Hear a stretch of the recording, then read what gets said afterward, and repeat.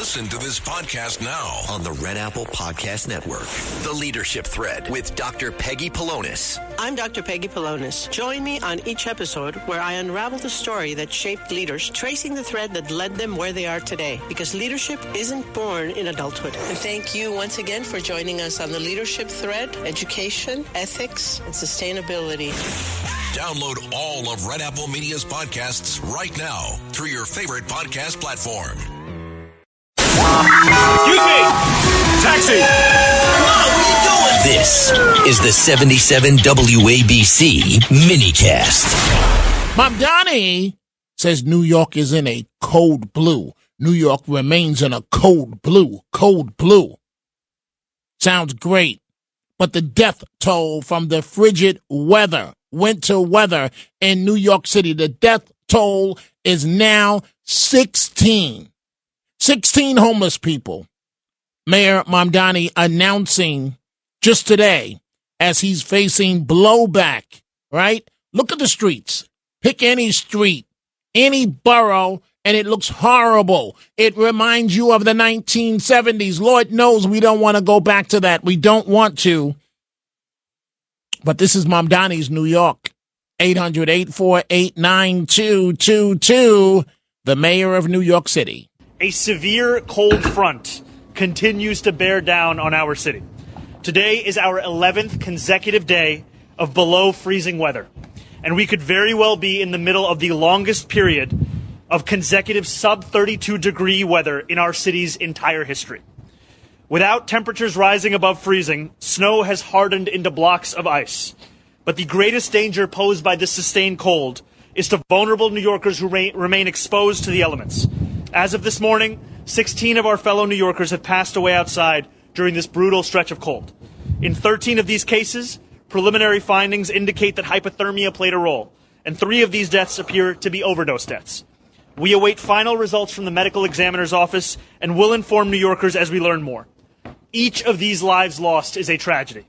My heart was with the family of those mourning their loved ones. So, Socialist Mamdani, your politics don't work here. Now the mayor is stating that in some cases they are forcibly removing people, homeless people, from the streets. The policy should have stayed consistent of what Eric Adams had, of what Giuliani had. It is not compassionate to leave homeless people on the street. And I've got to stop for a second and focus on this because I've thought about this. If you're out on the street homeless,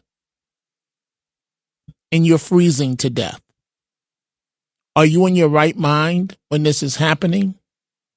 What does it feel like?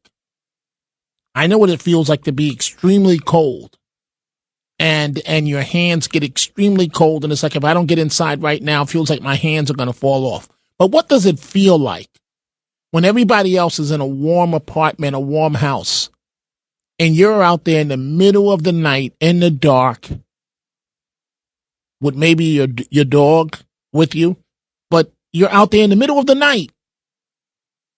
Do you reflect on your life?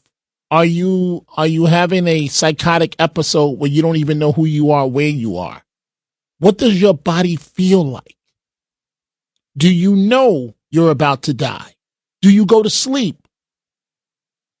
Can you go to sleep with these cold temperatures? You see the pictures everywhere of homeless people standing near grates for the steam to come up.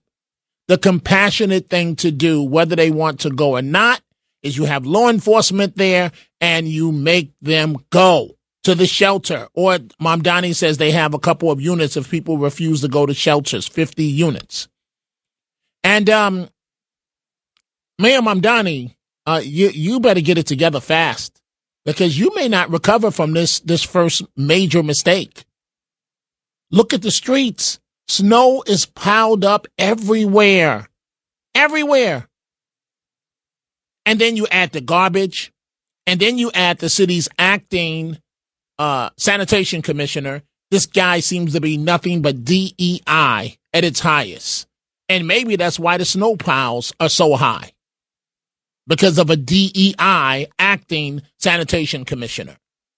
Remember, Jessica Tisch was the sanitation commissioner before she became the police commissioner, and we didn't We don't remember stories like this. I see your calls. You know what? Before I get to Governor Hochul and her nonstop attacks on ICE. Every week, the Payne family cuts straight to the real financial story. The one question, Bob, everyone's asking is, are we in an artificial intelligence bubble? You've been through boom and busts. What do you think? No hype, no myths.